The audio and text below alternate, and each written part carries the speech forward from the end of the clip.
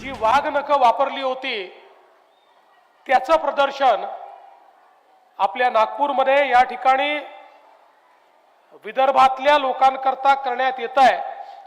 या कार्यक्रमामध्ये मंचावर उपस्थित असलेले राज्याचे सांस्कृतिक कार्य मंत्री आणि ज्यांनी नागपूरला हा कार्यक्रम आयोजित केला ते आशिष शेलारजी, श्रीमंत राजे मुधोजी भोसले, मुख्य सचिव सुजाता सौनिक, त्याचप्रमाणे श्रीमती शोभा मधाळे, श्री विकास खारगे, श्रीमती माधवी खोडे, श्री विपिन इटनकर, श्री अभिजित चौधरी, श्री विनायक महामुनी, मंचावरील सर्व मान्यवर आणि उपस्थित सर्व विद्यार्थी मित्रांनो, भगिनी आणि बंधूंनो, आपल्या सर्वांकरता ही अतिशय अभिमानाची गोष्ट आहे की छत्रपती शिवरायांनी स्वराज्याचं रक्षण करण्याकरता ज्या वाघनखांचा वापर केला होता ती वाघनख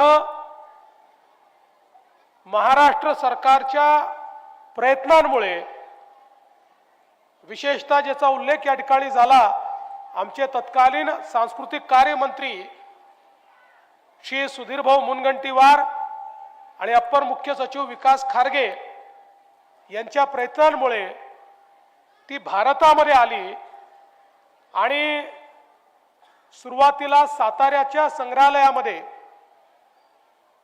माननीय एकनाथराव शिंदेजी, अजितदादा आणि मी त्या ठिकाणी त्याच्या प्रदर्शनाच्या उद्घाटनाला उपस्थित होतो आणि पश्चिम महाराष्ट्रातनं हजारो तरुणांनी, विद्यार्थ्यांनी, नागरिकांनी त्या ठिकाणी जाऊन या वाघनखांचं दर्शन घेतलं।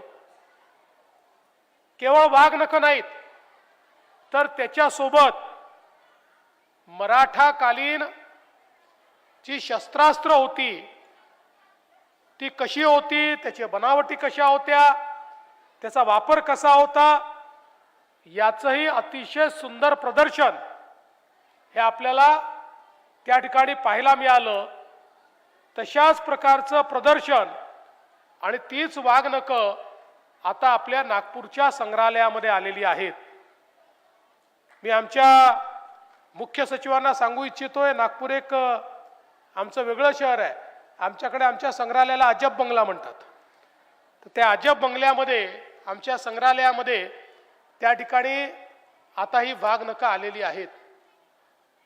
आपल्याला कल्पना आहे की ज्यावेळी अफजल खानाने प्रतापगडाला वेढा घातला आणि आता स्वराज्याचं काय होईल, विजापूरची सल्तनत आता आपल्या स्वराज्याला गिळंकृत करणार, अशा प्रकारची लोकांच्या मनामध्ये शंका तयार झाली।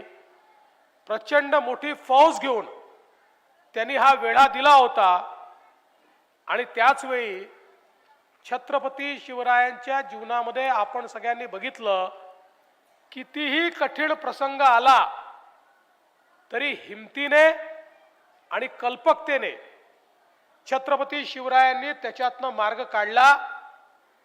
आणि म्हणून ज्यावेळेस छत्रपती शिवरायांनी अफजल खानाची भेट घेण्याचा लकोटा पाठवला आणि भेटीची तारीख मुकर्रर झाली, त्यावेळी आई जिजाऊंसहित सगळ्यांच्या मनामध्ये खूप चिंता होती। छत्रपतींना सांगण्यात आलं की अफजल खान दगाबाज आहे, हा जरी तुम्हाला भेटीला बोलवतोय तरी त्याच्या मनामध्ये काळबेर आहे, हा तुम्हाला त्या ठिकाणी घातपात करेल, त्यामुळे याला भेटीला न गेलेलं बरं।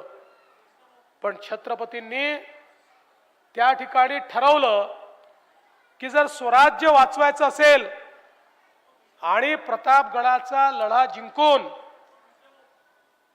या ठिकाणी आपल्याला जर स्वराज्याची स्थापना पुन्हा करायची असेल किंवा स्वराज्याचं रक्षण करायचं असेल तर ही भेट अत्यंत महत्वाची आहे. आणि म्हणून छत्रपती गेले आणि त्यावेळी 6-6.5 फूट उंच असा तो अफजल खान, त्याने छत्रपतींना आलिंगन देण्याकरता निमंत्रित केलं आणि आलिंगन दिल्यानंतर एक प्रकारे छत्रपतींना दाबून पूर्णपणे त्यांचा जीव घुटमळला पाहिजे, त्यांचा श्वास थांबला पाहिजे, अशा प्रकारचा प्रयत्न त्यांनी सुरू केला. त्याच्या मनामध्ये काळबेरं होतच. छत्रपतींचा त्या ठिकाणी मृत्यूच झाला पाहिजे अशा प्रकारचा. हेडलाईन्स प्रायोजक राजयोग पेंट्स. आनंद तुमचा, रंग आमचा.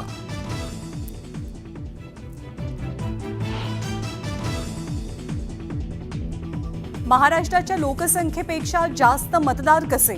राहुल गांधींचा सवाल.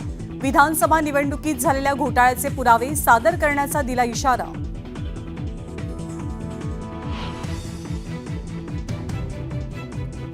$39 लाख मतं बिहारमध्ये जातील. संजय राऊतांचा खोचक टोला.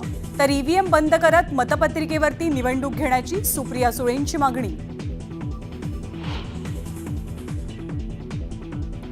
दिल्ली विधानसभेच्या निकालानंतर काँग्रेसचं नाव पुसून टाकलं जाईल. राहुल गांधींनी केवळ पराभवाचं चिंतन करावं. मुख्यमंत्री देवेंद्र फडणवीसांचा खोचक टोला. आम्ही शिवसेना उद्धव बाळासाहेब ठाकरे पक्षासोबतच राहणार. ऑपरेशन टायगरची अरविंद सावंतांनी काढली हवा. पायाखालची वाळू सरकल्यानं जाणीवपूर्वक बातम्या पसरवल्या जात असल्याचा आरोप. शिवसेना हा भाजपच्या पोटातला अपेंडिक्स. संजय राऊतांची खोचक टीका. तर ठाकरे गट हा काँग्रेसच्या शरीरातला मूळव्याध म्हणत नरेश म्हस्केंचं प्रत्युत्तर.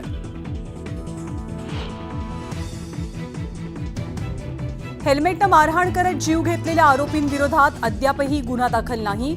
नितेश राणेंनीही घेतली पीडित कुटुंबाची भेट. पालघरमधील शिवसेनेचे पदाधिकारी अशोक धोडी यांची अपहरणानंतर हत्या. एका आरोपीला सुरतमधनं अटक. महत्वाचे धागेदोरे हाती लागण्याची शक्यता. नाशिकच्या दिंडोरी भागात बिल्डरच्या घरावर गोळीबार करत दगडफेक. धक्कादायक घटना सीसीटीव्हीत कैद. आरोपींना पकडण्याचं पोलिसांसमोर आव्हान. शिवभोजन थाळी बंद करण्यावरनं नाना पटोलेंची सरकारवर टीका. गोरगरिबांच्या पोटात अन्न जाऊ नये म्हणून हे सरकार काम करत असल्याची टीका. सोयाबीन खरेदीसाठी राज्य सरकारकडनं केंद्राला प्रस्ताव. पुन्हा मुदतवाढ देण्याची मागणी. याआधी दिली होती 2दा मुदतवाढ.